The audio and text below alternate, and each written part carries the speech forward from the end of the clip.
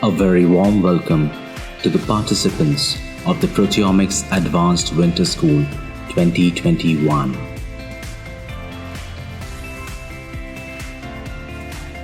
Presented by Proteomics Lab, Indian Institute of Technology, Bombay.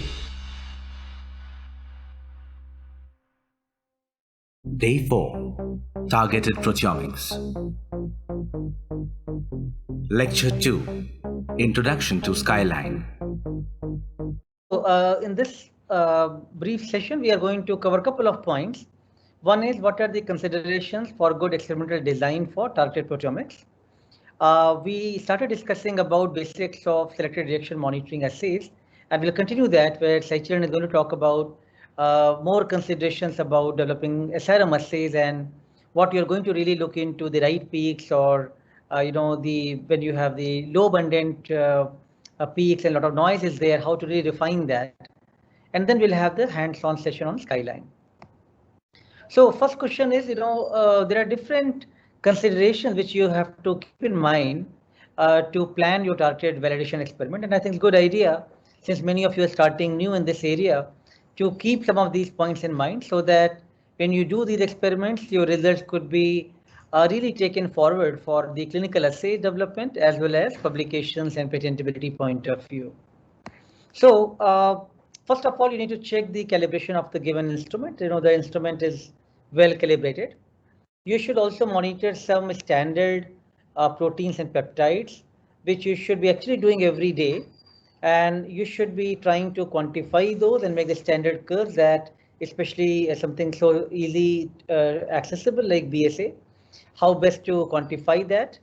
And also we have interfaced that with the Panorama, which is from the MACOS group along the Skyline, so that every day you can monitor the instrument performance and how the same peptides you can look at their intensities across different days and months, right?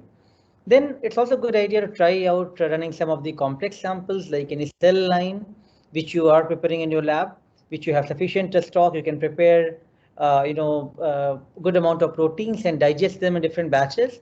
Make those MCF7 or HeLa or any other cell lines. And also, good idea to have the synthetic peptides in your lab, which you can use to run and spike in your samples so that you can monitor these synthetic peptides, look for their limit of detection or limit of quantification. So these are various points which are really important for you to keep monitoring. As I said, the very first consideration is when you are looking at starting an experiment, you should first do the instrument calibration. Look for various calibrants, peaks, are they coming in the defined mode or not as per the manufacturer's instruction. And if those are passing, then I think you should continue with your next set of standard protein-based experiments. So as I said, the BSA is a standard protein which is easily available. You should digest that sufficient amount, and that can be monitored for the day-to-day reproducibility. Look for on different days how different peptides of from the BSA, like these are the peptides which are shown in different colors here, which we are monitoring on different days, and what is their peak area intensity which you can monitor, and how reproducible those are coming over the different days. So that is something an easy experiment to be done, and that also tells you the instrument performance, and many times you will see a dip in the instrument performance and that could be picked up easily. This shows again the quantification efficiency of the BSA standard curve which is plotted. On the x-axis you have the different amount of BSA injected, and y-axis you are looking at the peak areas for different peptides and trying to make the calibration curve. It also shows here in the bottom graph panel here that with 200 nanograms to 1000 nanogram, you are trying to monitor these BSA peptides and their intensity, which looks quite relatively increasing in that order. You should look into some of the complex sample, because many times you will be working on the plasma sample or tissue sample or any other cell lysate. So good idea to look at reproducibility of your instrument and different peptides of the complex cell lysate mixture like MCF7 or HeLa. And then you try to look at what is the percentage coefficient of variation which you see when you run the same sample across different days, and what is their percentage CV. Of course, you would like to achieve, as lower the CV as possible, but all of these are anything less than 20% is actually decent. Anything tighter, less than 10% is of course really good to take forward. So some of these 4 or 5 peptides, they are showing very less variability and they look quite good on different days when you monitor the replicates for reproducibility. Of course, you should think about spiking in some synthetic peptide in your complex sample matrix, which you should be monitoring. Let's say you are comparing control versus disease samples, and you have 50 control, 50 disease to compare. In all of those samples, if you add one synthetic peptide, which is not the same peptide coming from the from those proteins, that peptide can be used to compare the the overall instrument quality and the performance of the runs, which can also be used for normalization of your data set. But now you want to go one step further and you want to develop the targeted assays when you want to find out what is the limit of detection which you can obtain for a given protein, and you want to really develop the sensitive assays, and you want to say that what is the LOD for that particular peptide. So then you can actually synthesize the heavy versions of those peptides, and you can then spike in your sample, which you can then try to monitor and say like, okay, what is the lowest limit of that peptide which I can detect in my mass spectrometer, right? Now here this is not a heavy label, it is still light labeled synthetic peptide, which is we just recently did an experiment to show that we are looking at the limit of detection of these peptides when we run across different concentration in the nanogram and try to monitor that what is the lowest which we can detect for this synthetic peptide. So these are some of the important considerations as you go along to think about how to make your experiments more robust. You should look into the spectral library development. Many times people are actually just want to validate the given biomarker or proteins. That is not something which has come from their own data set. That's slightly more difficult a problem, because then you have to rely on other open access tools like SRM, Atlas and all, to try to find out the best conditions for that peptide to get fragmented with what is the collision energy to be used. But if you are running your DD experiment, your initial discovery based experiment in a mass spec where you have access to all the spectra, so then you can develop your own spectral library, which is very important, which could be actually used for better refinement and optimizations of peptides for target experiments. You should keep thinking about adding the spike in synthetic peptides, retention time peptides, and now there are some more accurate quantification aquapeptides if you want to develop the accurate concentration like ELISA. You want to say what is the range of the these protein concentration in the given sample. So these are different things which are you should keep in mind. There are a set of guidelines coming from the Human Proteome Organization regarding developing the reproducible SRM assays, and what are the guidelines to publish this kind of paper. I think you should consult the JPR, Journal of Proteome Research, and look into some of these things in great detail.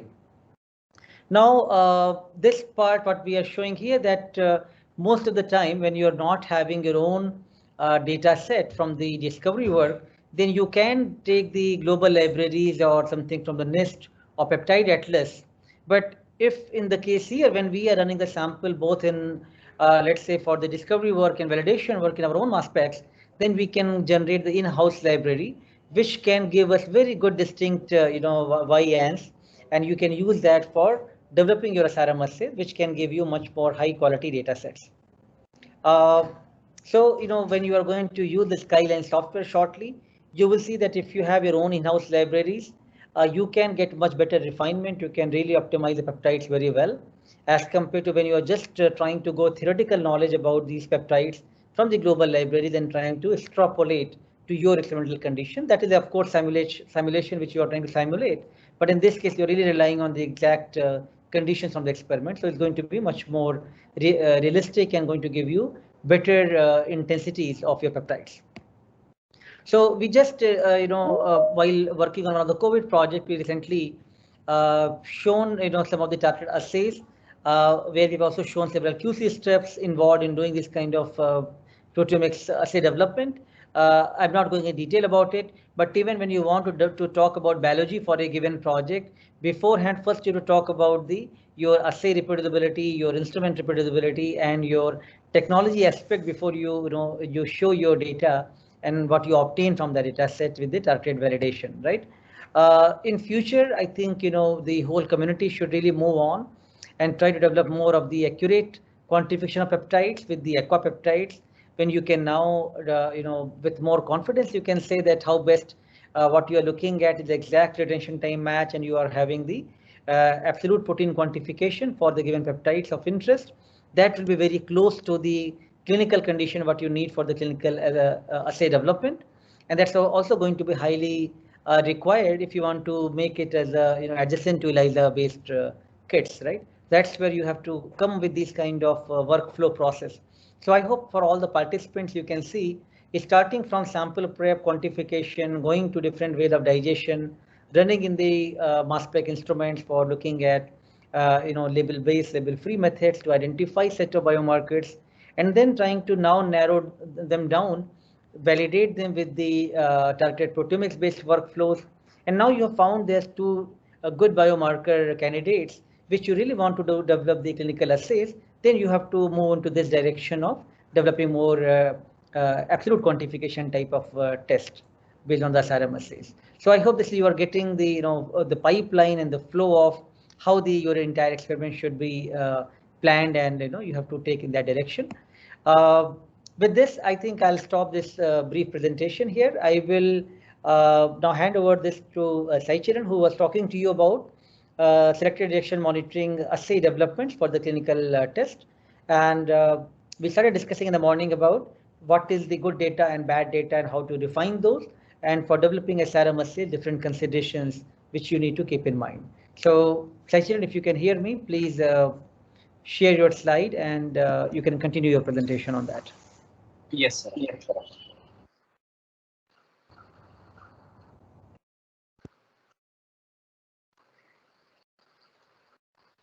Yes, so welcome again.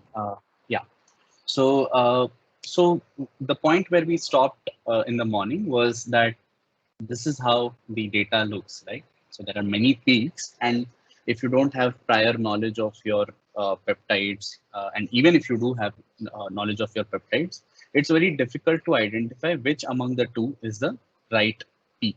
Okay, so this is where the concept of the library spectra, correlation with the library spectra, comes into picture.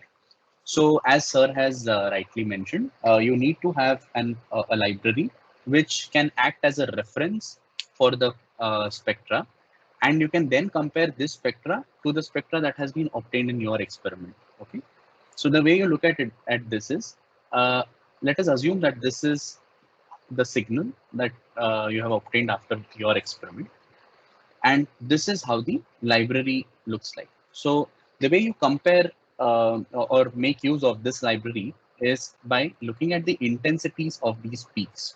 So you see this peak here corresponds to this bar here, right, in the library. I'm not sure if my pointer is visible. Just a second. It is visible. Yeah. Yeah. Okay. Yeah. So the second peak here, or this is the transition, the second transition can be compared to this peak obtained in the library, and then subsequently the other two transitions.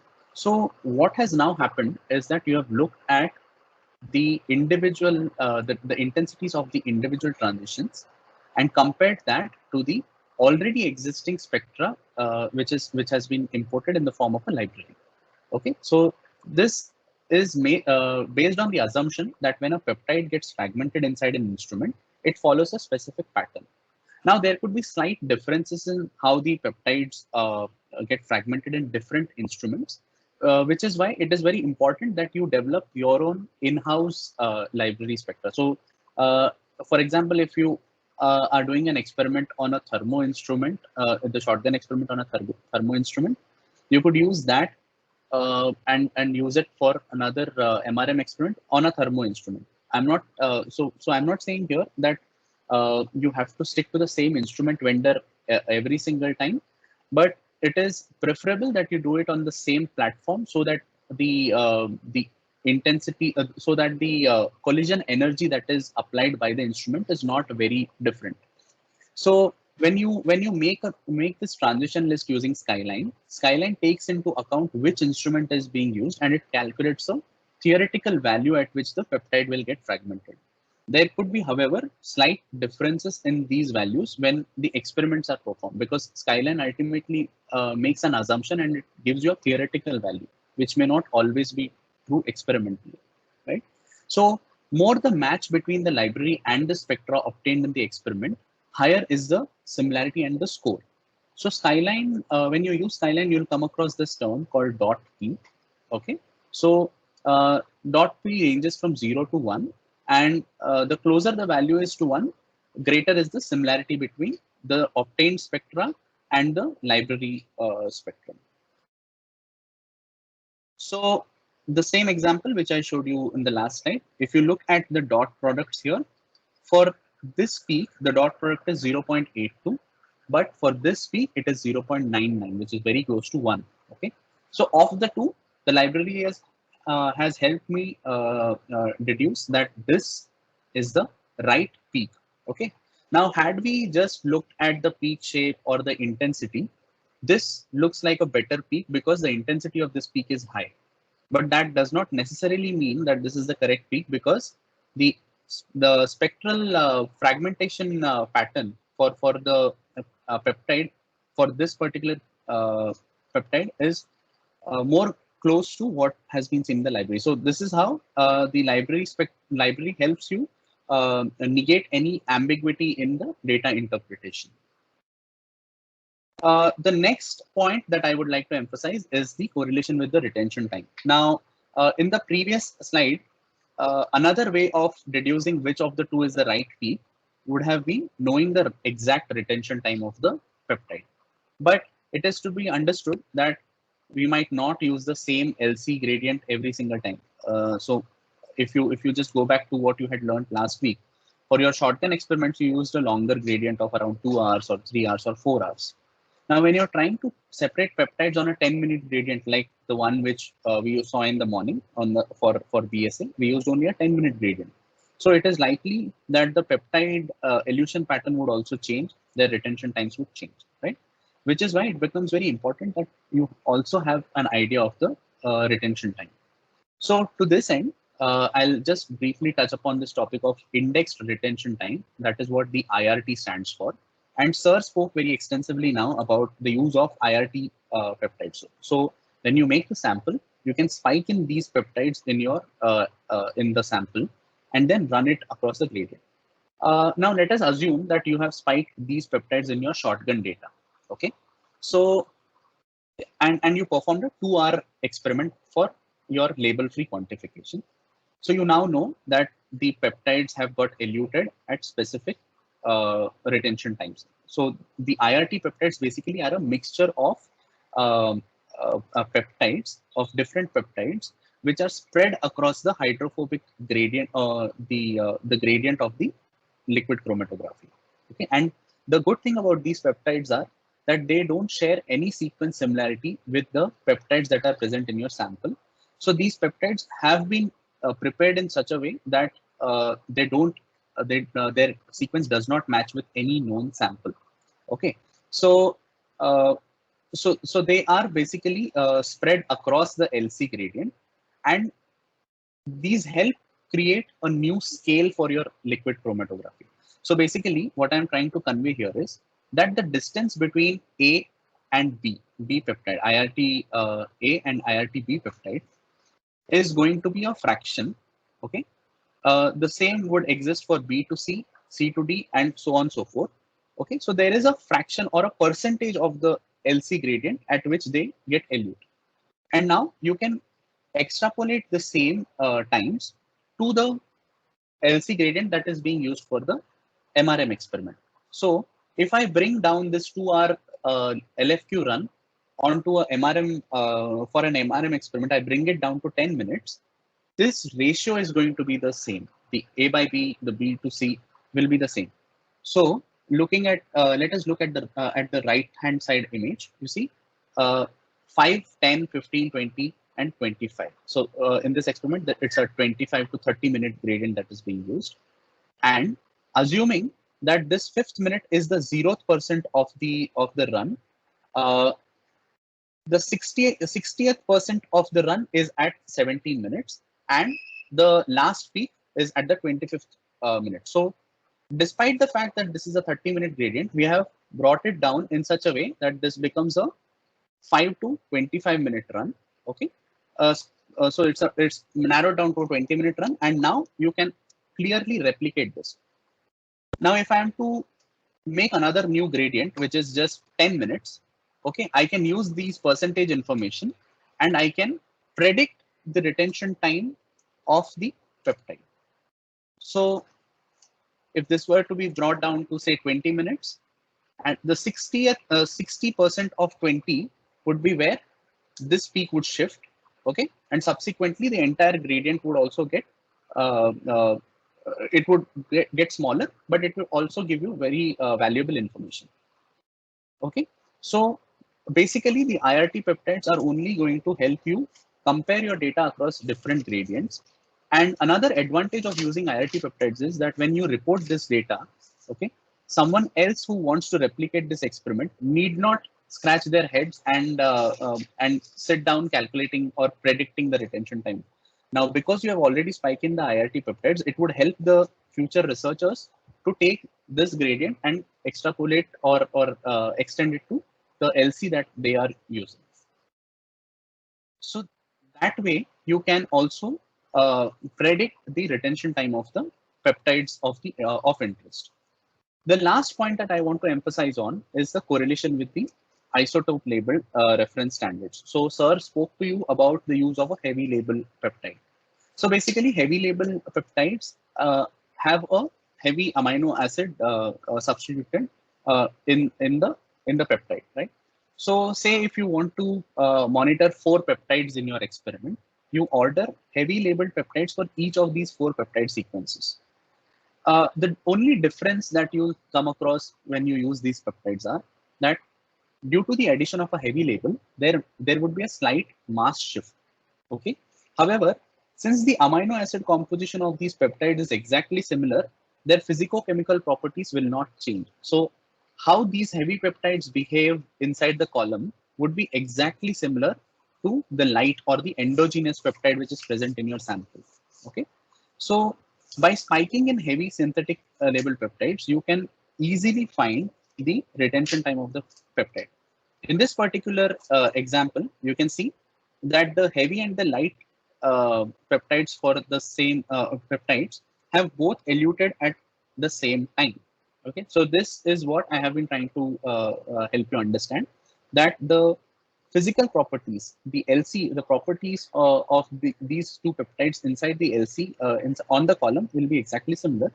The only difference would be the addition of a heavy label here, to which Skyline will account for. So when you make this method, you'll get to understand it even more clearly when you do the hands-on session, wherein you'll have a heavy peptide, the mass to charge of a heavy peptide and a light peptide. Okay, so another advantage of using the heavy peptide would be if you just try to correlate this with what you saw about the library, the fragmentation pattern of the heavy peptide will be similar to that of the light peptide because the amino acid composition is the same, right? So you can actually make a library using the heavy label peptides and use that for your experiment directly, right?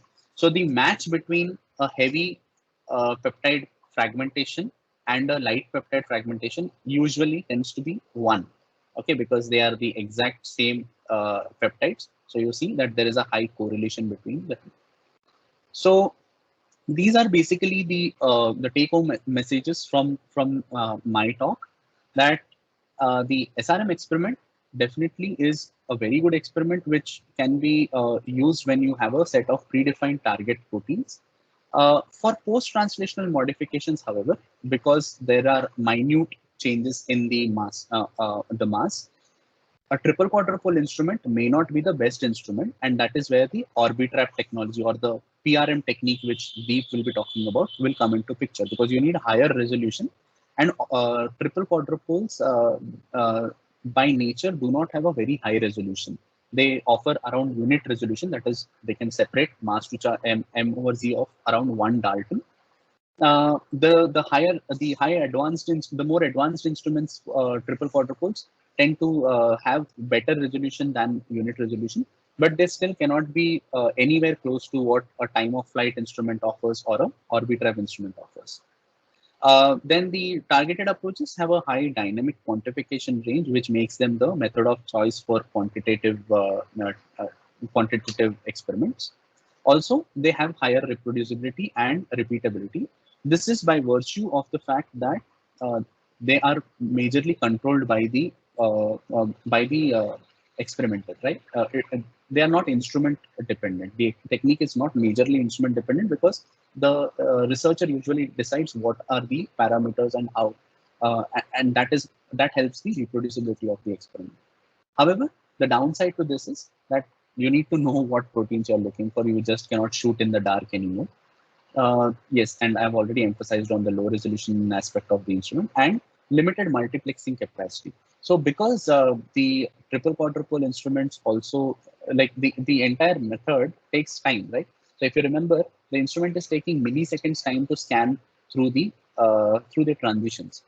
So despite the fact that it is fast, there still has to be a limit because you also saw the slide of the combination of dwell time, the peak shape, the cycle time, right? So it's not very easy to monitor the exact same number of peptides which get detected in the shotgun experiments. In shotgun experiments, you can see thousands of peptides, but for targeted approaches like SRM and PRM, the multiplexing capacity is low. So you need to be very sure as to what peptides are to be monitored. So that brings me to the end of the session. More information and the other relevant information for SRM experiments will be discussed during the hands-on session. Thank you. Great. Thank you very much, Sai Charan, for a very insightful presentation. And I think, what we want now, all the participants to really do some hands-on activity on the Skyline. But before you get ready on Skyline, I'd request Meher from my team to give a demo of Skyline software so that participants can be more familiar with the software. And then post lunch, we can actually ask them to do some hands-on activities on the Skyline software. Meher, over to you now. Okay, sir. Thank you. Now I am sharing my screen to do a brief demonstration about the Skyline software. Yeah, I hope my screen is visible now. Meher, yeah, we can see it now. Okay, so to everyone who is trying to see about listen about the Skyline session. So this is how the Skyline page first looks. So now the first step is to go to the blank document to start with. So now after, like, when we are going for a targeted experiment, we should have a list of target proteins or peptides ready. So here I will be showing about the BSA protein. So say this is the BSA sequence FASTA of the whole protein. So depending upon what information we have, we can right now I am showing only for one protein, but it can be targeted as for multiple proteins. Either we can include the whole FASTA for all of them, or we can import a background proteome. So we will import a whole proteome once and then only the accession ID. So right now, say for this, I am copying the whole FASTA from this particular document. And then after going to edit, then insert, we can say we have 3-4 options like FASTA, protein, peptide. So in any format, we can insert our input list. So as I have the FASTA sequence of BSA, so I am selecting from here the FASTA and then pasting it here. So we can see the list is here. So we should go for check for error. If there is any sequence error, it will display. As there is no error shown, so we can directly insert it. Now we can see here that this particular this particular ID of BSA is shown here, and on clicking onto this plus sign, we get what all possible peptides are there. So whatever things are shown here, whatever peptide are shown here, these are on the basis of particular setting that we have done. So inside the setting, we have several settings. So mainly the setting that are used are the peptide setting and transition setting. So inside the peptide setting, the first tab is the digestion tab. So inside, under enzyme, we have selected trypsin. So there are several other options depending upon our the experiment and the whatever enzyme we had used, so we had to select accordingly. Because trypsin was used, so trypsin is selected, and for miscleavage 0 is selected. So for targeted assay, it is preferred to select miscleavage as 0.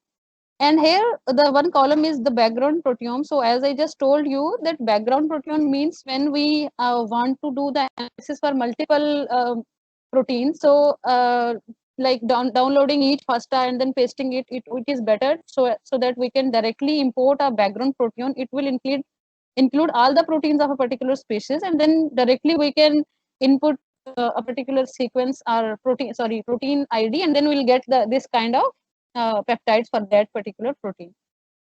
And then under the so in this demonstration, I will mainly be telling about this main parts are the like main setting. So inside the filter, we can select from here what amino acid we need, minimum length to maximum length. So I have selected 8 to 20. We can change accordingly, like we can change as per our, so I can make it to 8 to 15.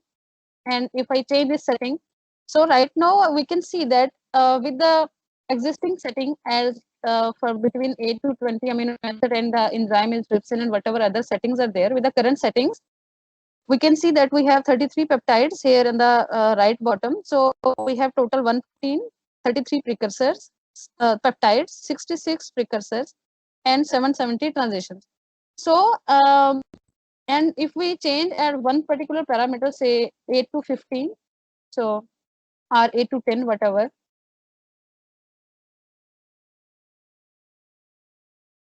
So this thing should change. As we can see, it was 33 peptide, now it has become 30. That means when we are changing a particular parameter, everything changes accordingly. And mainly under the peptide setting, we should look upon the enzyme, missed cleavages, and whatever background proteome we have. Under the filter setting, we have what length of amino acid we need to put here. And then library, as you might have learned in the like lectures, like what is library and what are its uses. So and other options. And the other setting that we usually use is the transition setting. So herein also we can, under the filter tab, we can select whether we want to analyze our only the +2 precursor charges, or we want to do more. So we can select as +2, +3, or we can do only with 2. So it depends. And similarly for the ion charges, we can select 1, 2, 1, 2, 3, and they should be separated with a comma like this. And here are selected Y ions. So we can monitor, we can monitor Y ions or D ions as well. So it depends upon the our objective. So herein I am selecting only Y ions, and ion charges 1 and 2. And here product ion selection, it is several options include ion 1, 2. So this is basically the product ion selection. So this is where using different settings we change like what product ion we want to monitor during an SRM or MRM experiment. So here it is selected as ion 3 to last ion -3, because we can do it from first ion to last ion, and it may change, but it is better to keep it to monitor the from ion 3 and to till last ion -3, because the other ions will be larger, and they mostly their intensity. So it depends upon your experience with the during the experiment, and you can select as per your data. But mostly what is observed that these particular ion, like the last 2-3 ions, their intensity is mainly similar to noise. So it is better to keep this setting like this. And similarly, there are other settings if we want to like for example, so in the library we can, if we had library we should have selected, but right now we are not using any library. So and other settings are kept as default. So after that, after changing one setting, we should click OK. So it is showing one error that precursor charge must contain an array. Okay. So I have kept a comma, but I have not written any value there, so it was showing an error. So then OK. Sorry, precursor charge is must contain a comma separated list of integer describing charges. Okay, so here also there was one extra comma. So now we can see that after making all these changes, finally we have one protein, 33 peptide and 33 precursor plus 385 transitions. So say we have all our peptide list ready, and if there is no duplicate, because we are keeping only one protein and all the tryptic peptide, and if we want to run this whole list, as in the morning we have shown that we have run one sample against a method, so that method is created using this list. So then how to export this list as a transition list? So we have to go to file and then export. Here are the options such as transition. So now in this particular page, we have to see what instrument we use. Say we are using ThermoAltis. And then if we want to run it as a single method, so there are 385 transition, as Sai Charan just told in his lecture, that number of transition is also like should be considered. So 385 transitions can be done in one run, but yeah, so it depends if we want to do it in 2 runs, so it will be 385 divided by 2 in 2 different runs. So say in one method we are selecting, and then we are using a runtime of 10 minutes, and then okay, so this list would be exported as Excel, and that Excel file, that CSV file then would be used to create a method in the instrument. So as being the time is shorter, so I'm not explaining much about the transition list and the method generation. So yeah, this can be saved some, and then that file can be used as to create the method. So say we have created the method, and then we had run our sample as we had run in the morning.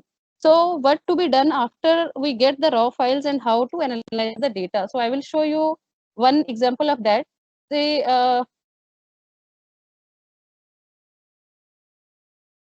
yes. So say after running several MRM runs, now we know that these are the particular peptides of this protein that are coming consistently, and these are reliable for quantification. So say for BSA, we had selected these 6 peptides, and we had run the sample against these. So in this particular file, we had one protein, that is BSA, 6 peptides, 6 precursor, and 41 transitions.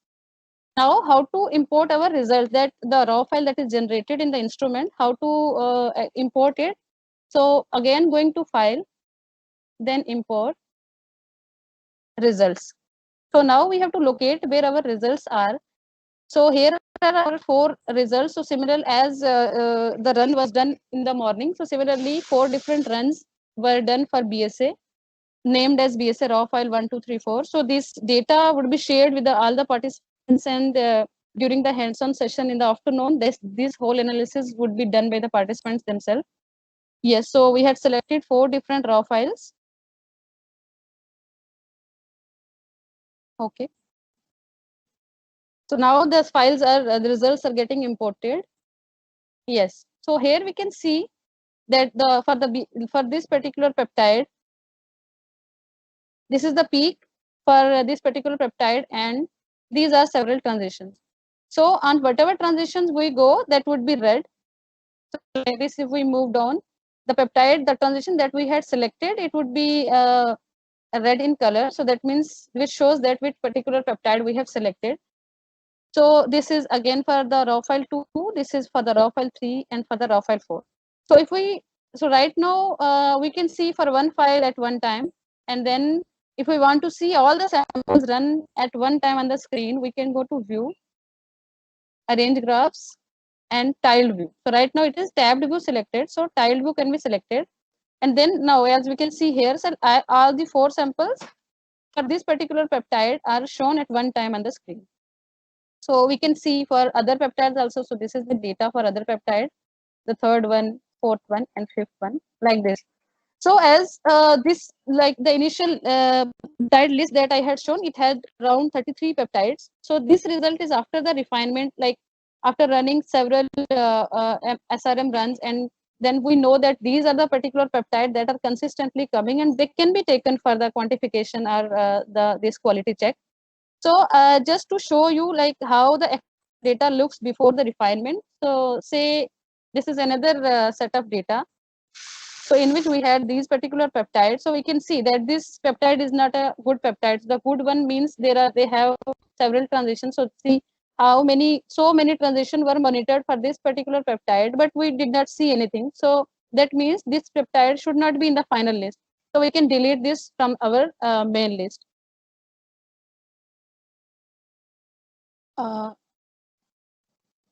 Yes.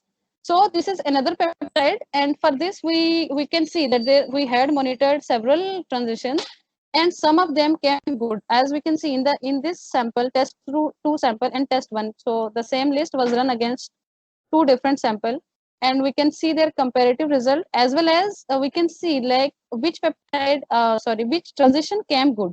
So from here, as like this red one, the first one, it looks like it can be taken as it can be selected, but this transition is not a good transition, and it more looks like a noise, so this can be deleted from our list. So this is how we do the refinement. And similarly, see for this particular peptide, we can see that it is a good peptide, and it is the mostly the transitions are coming good, but still we can keep the cursor here. If we zoom in, we can see if there is any transition that is not good and it is very less intense, so we can select that particular transition and we can delete it.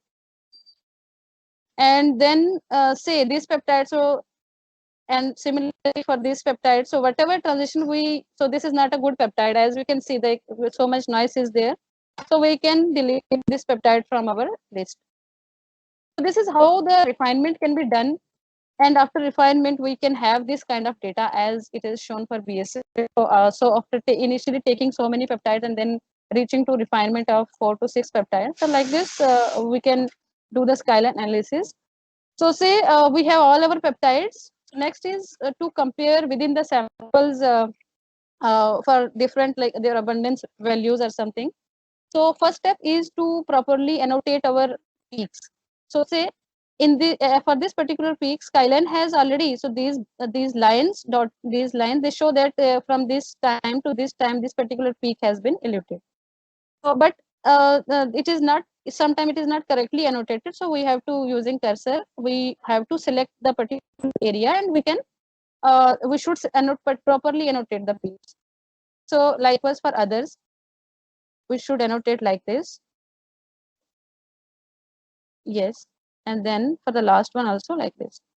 So when we have properly annotated, next step is to see their abundance value. So for that we can go to view, then peak area and replicate comparison. That means for all the four sample that we had run for BSA, this is the intensity, this is the abundance. On this side we can see peak area, and it is the file name. So for the raw file 1, this is the,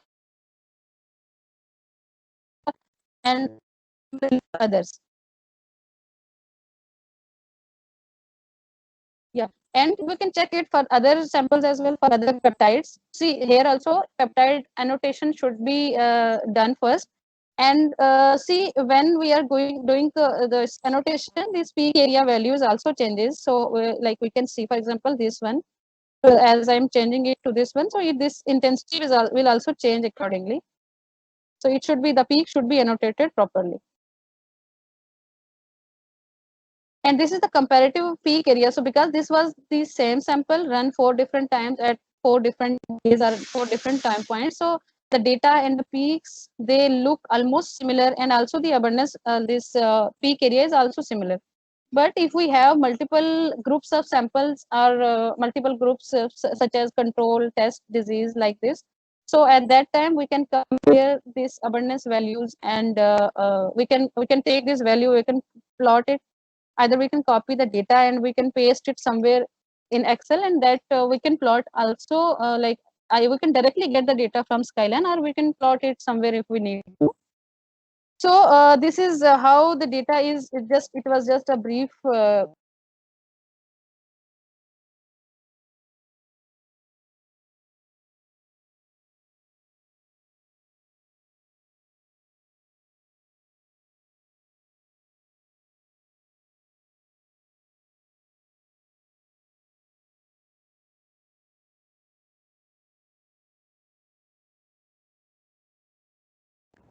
All right, Meher, it seems there is some audio issue. If you could just reconnect and speak, but to all the participants, I think, this is something which we would like all of you to do it. It's very straightforward.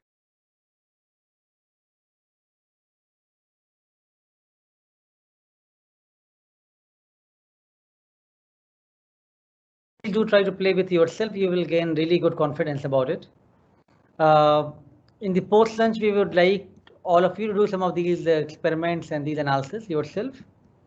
While we are also going to talk to you some more detail about not only MRM but also about PRM. But I think theoretically we can talk many things, but it's good idea if you could do some of these things yourself. So we are hoping that you have downloaded the software, and currently some of you are actually doing this along with us, right? Meher, you want to continue now before we just close for lunch? So I think, let's try to close this session right now. Main thing is that, a lot can be explored in the software where we can show you different ways of refining these peaks. And this was a very, neat, clean data, which is of course from the standard protein BSA. So whenever you are running something like this, you don't have to do much activity to find out what is the right peak, what is the noise over there, and you know exactly what you're looking at. But most of the time from the complex sample milieu, when you are looking at the tissue or cell lysates, and you have to find out one of the low abundant protein biomarker, that's where all your experience and knowledge goes into it, to try to tweak around those and look into the best way of those peptides and their intensities, right? So a lot has to be done on the skyline to really find out are you looking at the right peak which belongs to your peptides of interest. In the first initial round, you would like to monitor that what are the best transitions which are coming very well, which are, you can see good intensity of those. And then finally, you'd like to use a set of those methods for refinement, and then apply that on the more of the large number of samples, because you don't want to optimize the methods on the hundreds of samples. So then once you optimize these methods, you can apply that on your large number of samples. So let's close this session right now, because I think a lot has to be done on Skyline, which we will be also doing again in the post-lunch session. What we really want all of you, if you have any difficulty in the software part of sometime, if you're using a Mac system, you may have some compatibility issue. But if you are all comfortable with the software part, that's what we are hoping that you should be doing that in the second half in the post-lunch session. So please do download the software if you have not done that. And if you face any issue, do let us know on the WhatsApp or somewhere, so that we can try to help you in getting the software part ready from your side. And some small data sets will be given to you so that you can see the standard protein and how they look. But more and more, when you start playing with the software, you will explore that a lot can be done at your end for developing your validation strategy. So you don't have to worry about buying a lot of antibodies and for papers or other tests to become more robust. You don't have to rely on all the time only validating your stuff with the antibody immunoassays, but you can do that simply with the mass spectrometers as well. All right, I hope you are gaining more and more interest and confidence in taking your proteomics workflow forward. And we are there to take any further query, any more help which we can offer from our side. And a lot actually we would like to cover again in the post-lunch session. So please. Sir, yes, sir, can I? Sir, Meher here. So the data is shared in the chat box. Right. So that is something which is good. They can all download that data, which is important for them to be ready in their system. But we can take your hands-on session maybe again post-lunch, because a lot has to be shown over there.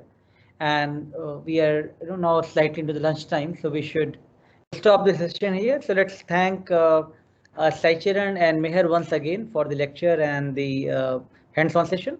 And we will again resume back at 2:30 p.m. in fact, when all the participants should be ready with their system for Skyline software analysis. Okay, thank you everybody, and we'll meet again at 2:30 p.m.